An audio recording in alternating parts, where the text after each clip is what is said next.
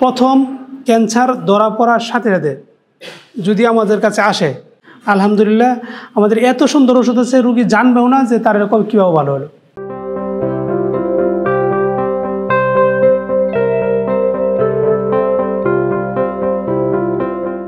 সবচেয়ে বড় বড় রোগ যেগুলো, ধরুন বড় বড় রোগের ভিতর আমরা আমাদের সবচেয়ে বড় রোগের কথা দুই একটা রোগের কথা নাম বলেন তো, যেগুলো সবচেয়ে বড় বড় রোগ।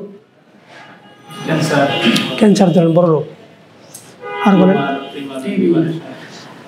টিউমার, ক্যান্সার, টিবি, এগুলো বড় বড় রোগ। তার মাঝখানে ধরেন ক্যান্সার। এই ক্যান্সারটা মানুষ হইলেই ভয় পায়।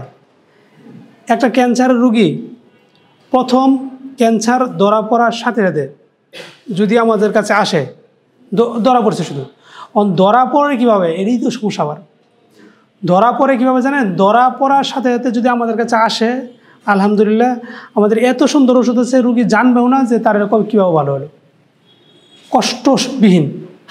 কিন্তু ঘটনাটা হলো, ধরেন এই গর্তে একটা সাপ আছে, এই সাপকে আপনি ধরছেন, ধরলে সাপ লড়াচড়া করবে আর আপনি চিল্লাবেন না, আর আপনার চিল্লানি আশেপাশে সবাই শুনবে না।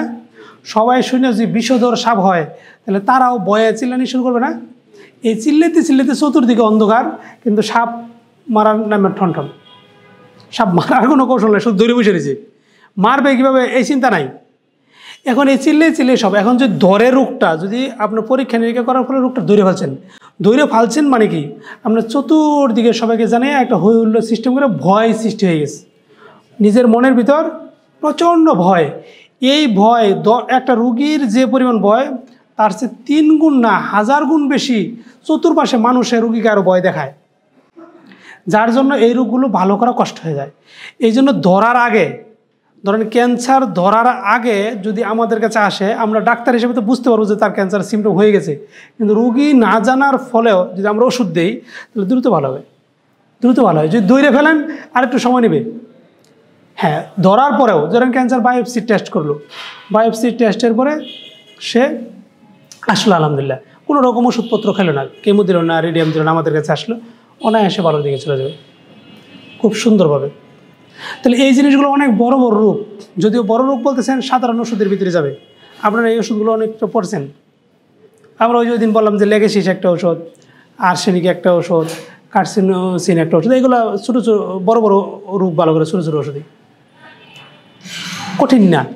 কিন্তু কঠিনটা হলো কি, এই যে পরিবেশ, তারা ভয় দেখায় দেয়। আমাদের হোমিওপ্যাথির ভিতর আছে যে মানসিকভাবে যে সে যদি বিপর্যস্ত হয়ে যায় তাহলে ওষুধে কাজ করতে অনেক দেরি হয়, আর মানসিক যদি স্ট্রং থাকে তাহলে ওষুধে দ্রুত কাজ করে। তাহলে এই জিনিসটা তো বুঝতে হবে। এই জিনিসটা আমরা মানুষকে বুঝাতে পারতেছি না। মানুষ আছে, মানুষ নিজে এত মানে হয়ে গেছে, ডাক্তারের পরামর্শ ছাড়া সে নিজে যে আগে পরীক্ষা করে, পরীক্ষা করার পরে আসার পরে ভয় নিয়ে আসে যে চাইছিলাম তো এরকম হয়ে গেছে, চাইছিলাম তো এরকম হয়ে গেছে, এখন কী করব।